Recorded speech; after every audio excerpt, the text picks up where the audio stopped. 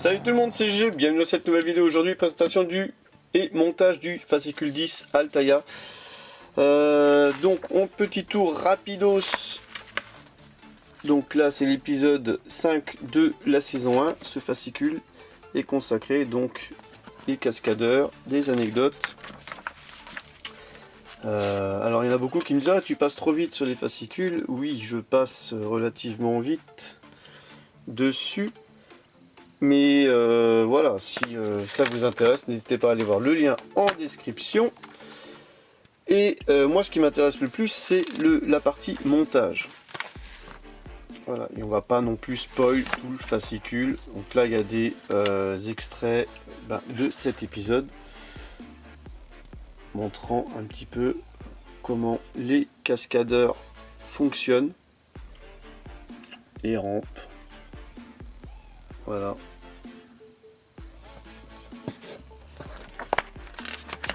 Pas mal. Donc là, maintenant, c'est la partie montage. Phase 10. Dans ce numéro, vous montrez les biellettes, bras et barres du système de direction, ainsi que la barre stabilisatrice et la conduite de frein avant. Voilà, tout est dit. Donc encore énormément de pièces à monter. C'est quand même franchement un truc de fou cette construction. Je crois que j'ai rarement vu des constructions où il y avait autant de pièces à monter par fascicule. Donc c'est presque à chaque fois 20-30 minutes de montage par fascicule. C'est assez hallucinant. Donc voilà, les étapes sont bien détaillées, relativement bien détaillées, je vais dire. Alors après voilà, il faut avoir de bons yeux, hein, parce que des fois du noir sur du noir, mettre une vis, on le voit pas tout le temps. Voilà, donc il y a énormément. Et à la fin, voilà, à la fin de cette vidéo, on est censé obtenir ça. Donc pour vous, ça vous cause pas. Pour moi, ça me cause. Allez, on va attaquer la construction. Donc là, on a les pièces du fascicule 10. Voilà, KR. Ça va bien focaliser. KR10. Voilà, Knight Rider 10. Beaucoup de pièces. Allez, je les ouvre toutes, les sors toutes, on se retrouve après. Voilà, on se retrouve. Alors, on a pas mal de petites pièces, des petites gaines, des éléments en métal et en plastique, et une pince. Ouais, une pince. Donc moi, quand je vois la pince, je me dis ça va être tendu. Ça va être tendu. Il va y avoir de la finition. Ça va être acrobatique, va-t-on dire. Voilà. Donc pour l'étape 1, orienter la barre centrale de direction comme indiqué sur la photo. Aligner les bras Pitman. Ok. Marquer de la lettre L. Ok. Et celui marqué de la lettre R avec les extrémités de la barre. Fixer chaque bras avec une vis GM. Donc moi, je vais déjà sortir la vis GM. Donc, d'après le dessin, on a besoin de 2 GM. Ça n'a pas l'air bien compliqué pour l'instant. Deux vis GM. Voilà, préparé. Ensuite, on va prendre la barre centrale de direction qui a l'air d'être celle-ci.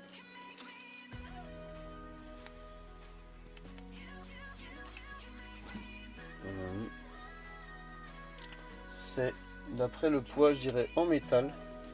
Alors il faut que je la positionne comme sur la photo, comme ceci.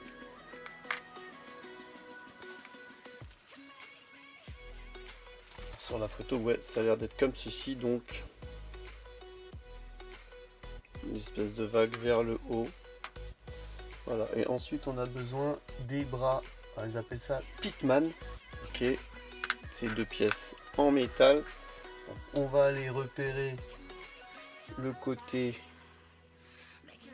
L. Alors ils disent, comme indiqué sur la photo, aligner les bras Pitman 10D. Ok, 10D c'est le L. 10D c'est le L. Ici comme ceci. avec... Dans quel sens?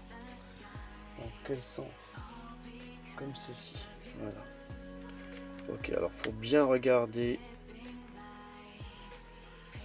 Donc, ça sera positionné comme ceci. Faut bien regarder les photos, franchement, pour pas se tromper de sens. Et la vis au-dessus, ok. Faudrait presque avoir une troisième main, moi je dirais. Des fois pour caler les choses. Alors là, on fait attention à ne pas casser la barre. C'est certes du métal, mais on y va quand même mollo. Pareil, la R, hop, d'après le schéma, elle est comme ceci. Voilà, ici. On va aussi y aller mollo. Essayez de bien caler la pièce pour faire ça. Faut pas que ça tourne comme moi avant. Voilà. Donc on peut le modifier légèrement. Voilà, comme ceci. Étape 1 réalisée. Étape 2. En suivant l'orientation des pièces montrées sur la photo, fixez la biellette gauche marquée de la lettre L. Ok. Et la biellette droite marquée de la lettre R. Au point d'attache de la barre centrale 10B, utilisez 2 vis LM pour l'étape. Donc je vais déjà préparer les vis LM. Voilà, donc il y en a 3. Donc celles-ci, on pourra les mettre de côté après. On n'en aura plus besoin. Ok, alors, on a besoin de ces 2 biellettes. Donc c'est en métal. Alors ils disent qu'il y a marqué L. Ok, alors le L, il est marqué là en tout petit. Alors, marqué de la lettre L, c'est la 10A. Donc la lettre L vient se mettre par ici. Et l'autre, marqué de la lettre R, je vous montre.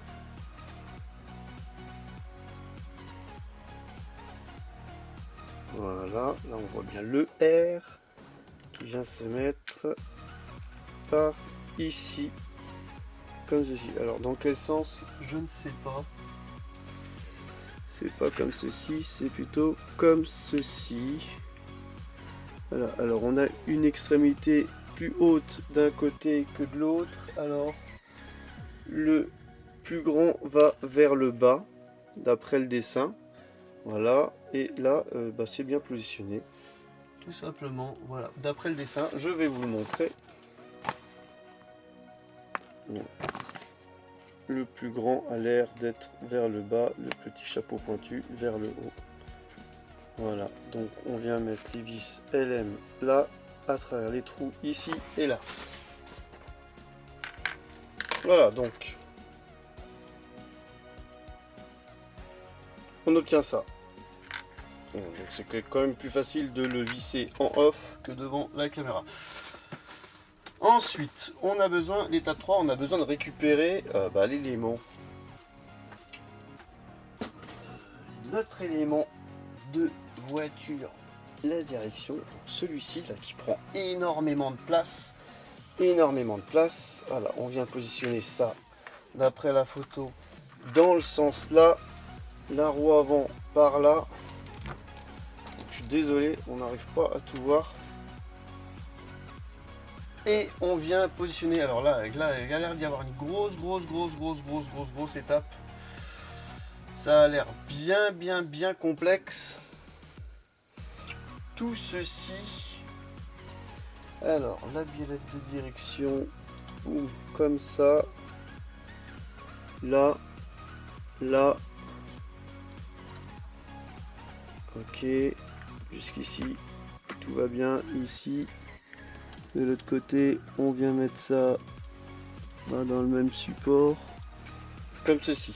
On a réussi juste à les emboîter comme ceci. Et maintenant, alors placer l'ensemble de la direction sur les rotules de l'essieu avant indiqué sur la photo. Les trous des bras Pitman, ok, sont alignés sur le support 6F et le boîtier de direction 6D, 7D.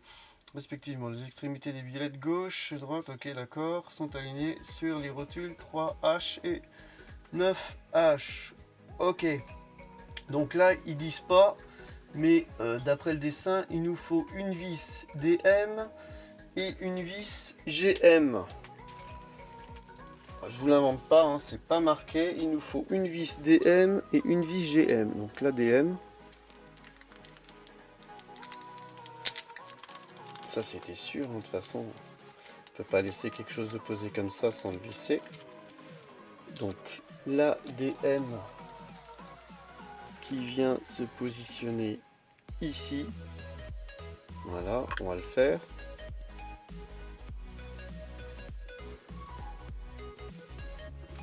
Pour éviter que cette partie s'ouvre, tout simplement, ça va fermer et bloquer. Voilà. Là, ça a légèrement bougé ici. On fait attention à tout bien reclipser. Et là, j'ai dit quoi? GM. Voilà, GM au niveau du volant, du bras de direction. Pour que ça ne bouge plus. Ici. Donc cette vis c'est quand même vachement importante à mes yeux. On va tester. Alors, si on tourne là, voilà, ça fait tourner la roue. Si on tourne la colonne de direction, voilà, ça fait tourner la roue. Donc ça fonctionne, ça tient, c'est cool. Alors là, il montre un petit truc. Ok, c'est quoi? C'est ça, donc ouais, ça je l'avais bien mis. Ok, c'est cool. Bien faire attention à bien l'éclipser. Ok. Et là, est-ce qu'il y a des vis? Ah, moi je vois très des vis ici, franchement. Ouais, là il doit y avoir des vis. Pour ne plus que ça bouge. Alors, on va voir. 10A, 3H, ça doit être l'élément suivant. Voilà. Il nous faut retourner l'ensemble avec précaution et assurez-vous. Assurez un moyen de 2 vis. Ok. DM. Donc il faut... Ok, bah exactement ce que j'étais en train de dire. Donc là, les DM, il faut bien bloquer tout ça pour pas que ça bouge.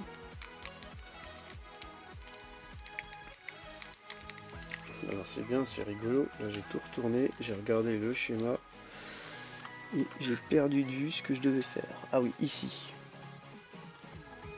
Une vis DM là.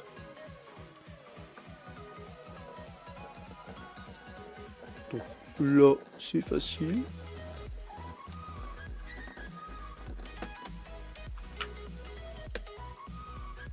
Non, ça va pas laisser.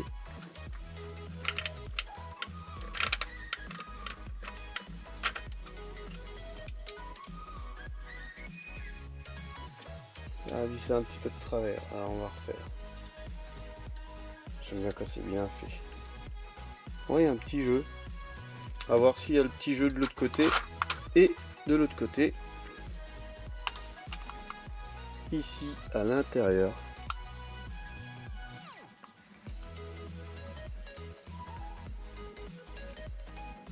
Alors là, il n'y a pas de jeu. Donc ça veut dire que c'est moi qui n'ai pas bien fait de l'autre côté. On va refaire de l'autre côté. Pas de vis, il n'est pas ouf, mais ça tient. Alors, étape 5. À l'aide de vis BP, fixer un connecteur DJ à chaque extrémité de la barre stabilisatrice 10F. Ok. Alors ça a l'air d'être la barre stabilisatrice. Bon, c'est bizarre. Non, ça, on n'a plus besoin. La barre stabilisatrice. Ok. Et on a besoin d'avoir ça. Ok, dans le sens là. Alors, attends. La barre, elle est comment?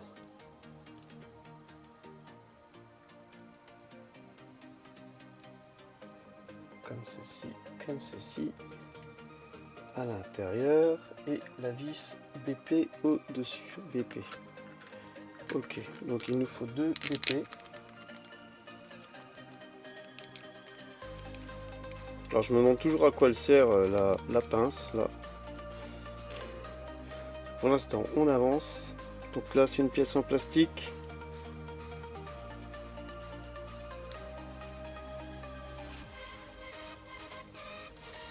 Voilà. Alors on fait attention au sens qu'on donne au petit tuyau là, parce qu'on voit qu'il y a un petit ergot d'un côté. Il n'y a pas de l'autre.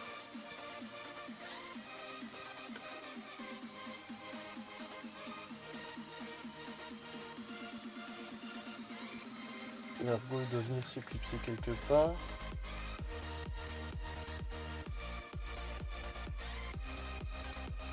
Voilà. Donc là ça tient, là ça tient. Ok. Ensuite, étape 6. Introduisez les extrémités des connecteurs dans les trous des bras de suspension inférieurs. Vous devez déplacer la barre stabilisatrice vers le bras pour les placer correctement. Assurez ensuite la fixation au moyen de 2 vis BP. Alors, des vis BP, on va les préparer. On va regarder tout ça. Voilà. Ensemble. Alors. Alors là, faut trouver où ça va. D'après le schéma, donc là, on est dans l'autre sens. Voilà. Ok.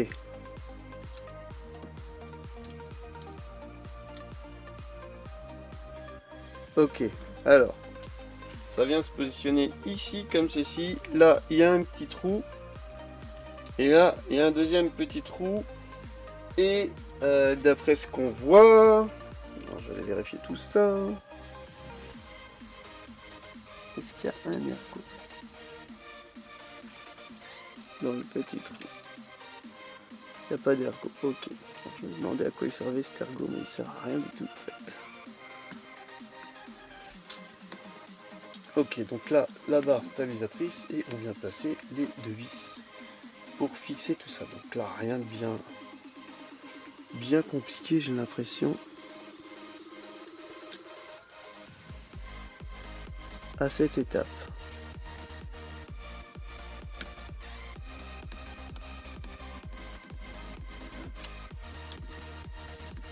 Voilà, la barre stabilisatrice est placée d'un côté, on va faire la même chose de l'autre côté. Donc moi ce que je vous conseille c'est de bien aligner avant de visser, voir le petit trou.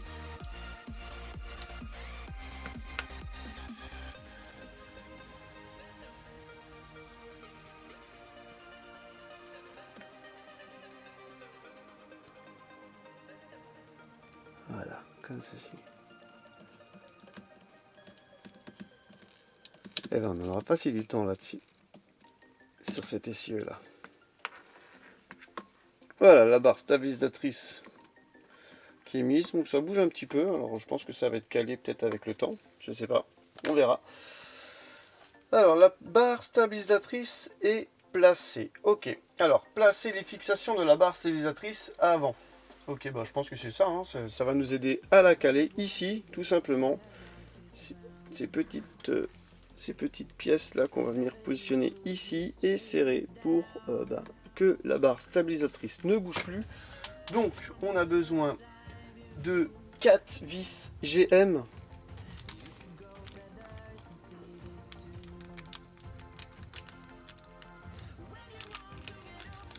Un, 2,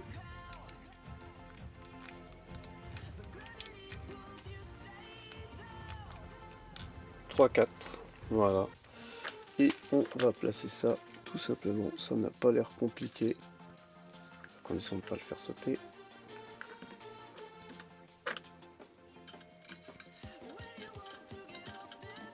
Voilà.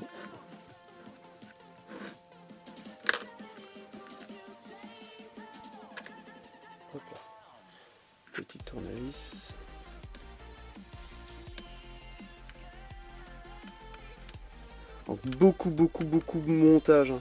Franchement, c'est vraiment très plaisant. On s'ennuie pas. Donc la K2000, c'est vraiment énormément de montage. C'est quand même hallucinant les étapes. Beaucoup de détails.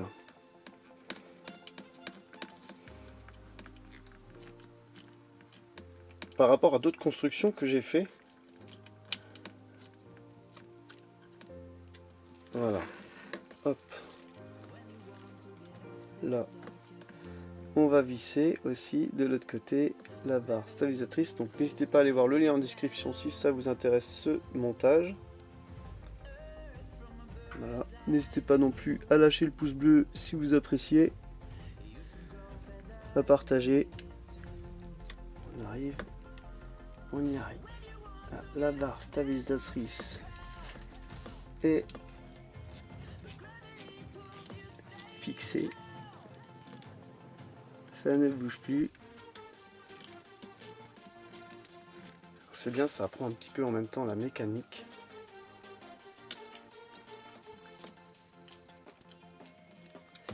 Voilà.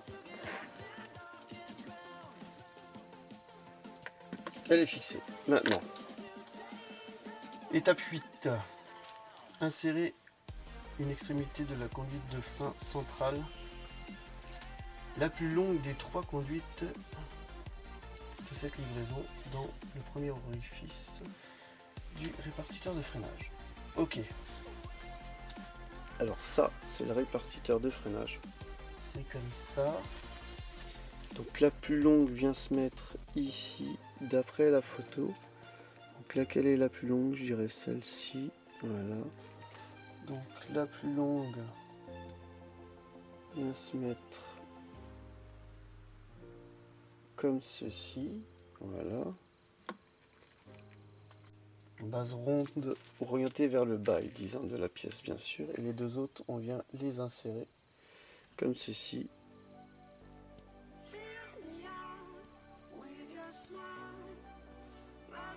Voilà, un.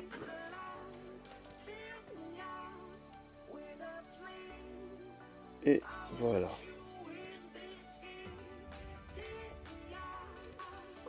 Voilà, comme ceci. Ça c'est la plus longue, et ça c'est les deux moins longues, on va dire. Alors, placez le répartiteur de freinage 10H sur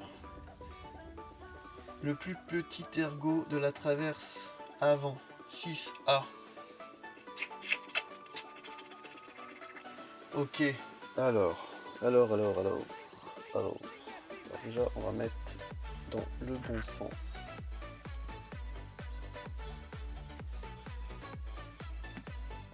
Voilà, comme ceci.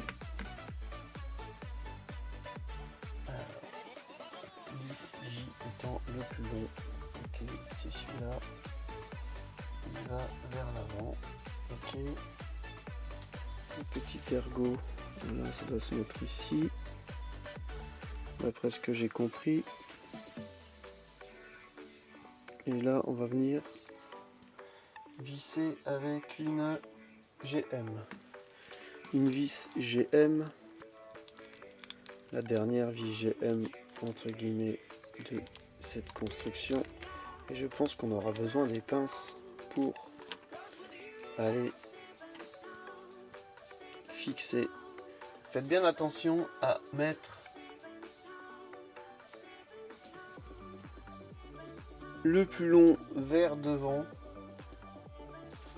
Voilà. Comme ceci. Ok. Alors le plus long, il est là. Donc là, il y a un espace.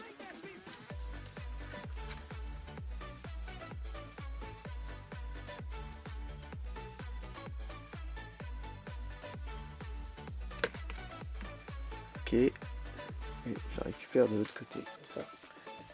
Voilà, il faut que je la récupère. Et que je vienne la positionner. Alors leur pince elle est géniale, mais elle est un peu grosse quand même. Hein. À moins que ce soit pas là et que je passe directement par là. Voilà, peut-être là c'est plus court. Ouais. On va peut-être faire comme ça. Voilà, si la suspension est s'applatit, que ça n'écrase pas le fil.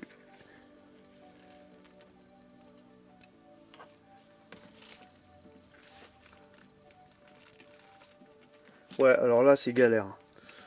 Ouais, alors là c'est galère, galère, galère. Voilà, c'est dedans.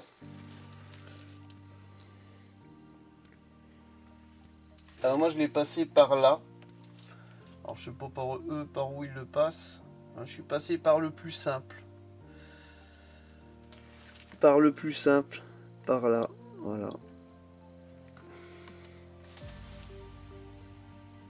Donc il faut venir le connecter ici. Je suis passé par là à l'intérieur.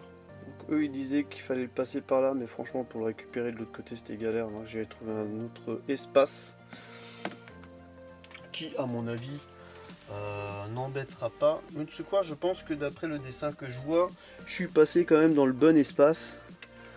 On va faire la même chose de l'autre côté.